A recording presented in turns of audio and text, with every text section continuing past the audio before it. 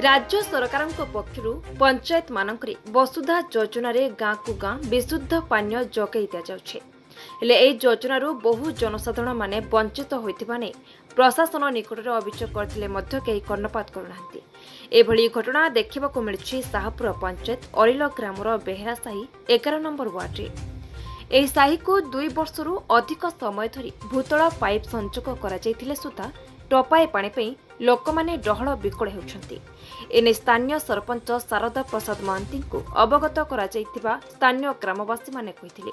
तेणु विभागीय उच्च कर्तृपक्ष एथिप्रति स्वतंत्र दृष्टि दे तुरंत विशुद्ध पानीय जल जगै देबाकू स्थानीय ग्रामवासी दाबी करछन्ति। एने स्थानीय सरपंच शारदा प्रसाद महांती को पचारिबारु खूब शीघ्र समस्यार समाधान कराजिबो बोली कहिथिले। एने आम प्रतिनिधि पचारिबारु सेमाने जहा कहंती आसंतु सुनिबा।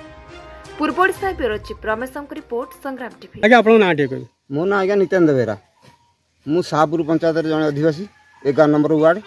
हमर ये मौजा को 2 वर्ष ला पानी आसिलानी पानी आदौ पाई पेलुनी। ई जो ज्येष्ठ मास बैशाख मास खरा आम जो दगंज हो सारे कौन करूँ आम केमी बचबू। ये पानी जो पानी ट्यूबवेल पानी से लुहाड़िया पानी बाहर आम खाई पारनु कि आम पानी पी पारनु। आम नानादी प्रकार रोग व्यापुची आम कौन करूँ। सरकार को एते अभियोग आपत्ति अभियोग कला परे भी आमको पानी देदेलेनी। बर्तमान आप कौन चाहते? बर्तमान आम चाहूँ आम केमी पानी पाइबू आम रोगरू वंचित हबू।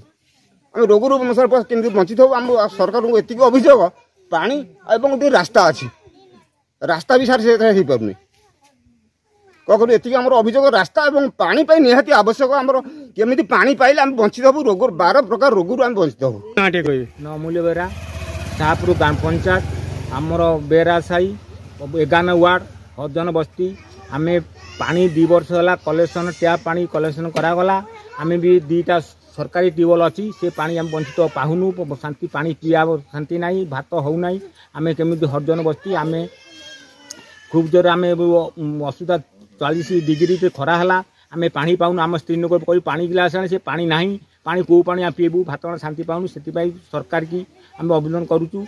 पानी देले आम उपद पाइबू।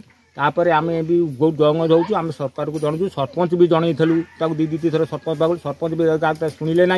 आम बहुत कष्ट चलुचु बहुत हैरान होचु पानी पाइबा से सरकार को आम जनाऊँ सरकार आमर तरफ पानी देले आम उपकृत हबू।